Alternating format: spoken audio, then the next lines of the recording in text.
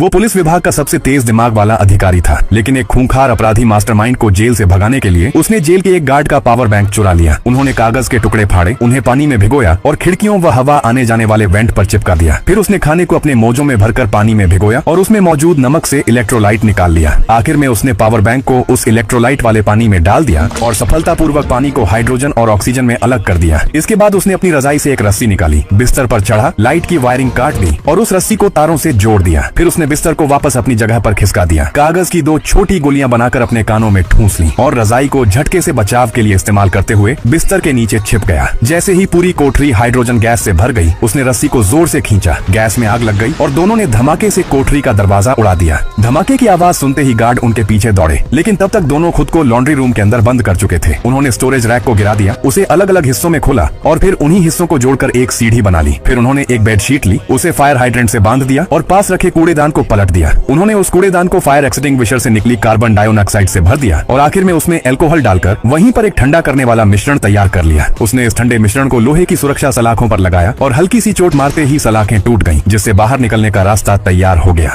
दोनों खिड़की से बाहर निकले, साथ लाई हुई बेडशीट के सहारे इमारत से नीचे फिसल गए। जानबूझकर ऐसा भ्रम पैदा किया कि वे बहुत दूर भाग चुके हैं और फिर सीढ़ी को छत पर टांग दिया। जब तक गार्ड लॉन्ड्री रूम का दरवाजा तोड़कर अंदर पहुंचे, तब तक दोनों छत पर चढ़ चुके थे, सफलतापूर्वक जेल से फरार हो गए थे और जंगल में गायब हो चुके थे। लेकिन दुर्भाग्य से उस अपराधी ने पहले ही अपने साथियों को बुला रखा था। उन्होंने एक ही वार में उसे बेहोश कर दिया और जब उसकी आंख खुली तो वो कार की डिक्की के अंदर बंद था। अंधेरे में उसने कार की टेल लाइट की वायरिंग अलग कर दी और मोर्स कोड के जरिए मदद का संकेत भेजना शुरू कर दिया। लेकिन निगरानी कैमरों की फुटेज इतनी भारी ट्रैफिक से भरी हुई थी कि मुख्यालय उसकी सही लोकेशन का पता नहीं लगा सका। अपराधी उसे अपने गुप्त ठिकाने पर ले गया और उससे सच्चाई उगलवाने की कोशिश करने लगा। हालांकि नाइट्रोजन जहरीली नहीं होती, लेकिन उसकी ज्यादा मात्रा में सांस लेने से ऑक्सीजन की कमी के कारण दम घुट सकता है। उसने नाइट्रोजन के सिलेंडर को जोर से लात मार दी, जिससे उसका वाल्व उड़ गया और तेज दबाव से कई दुश्मन तुरंत जमीन पर गिर पड़े। अपराधी मास्टरमाइंड ने अपनी पिस्तौल निकाल ली, लेकिन तभी किस्मत से उसका साथी सही समय पर पहुंच गया। वो सफलतापूर्वक बचा लिया गया और पूरे अपराधी गिरोह के ठिकाने का एक ही झटके में सफाया कर दिया गया।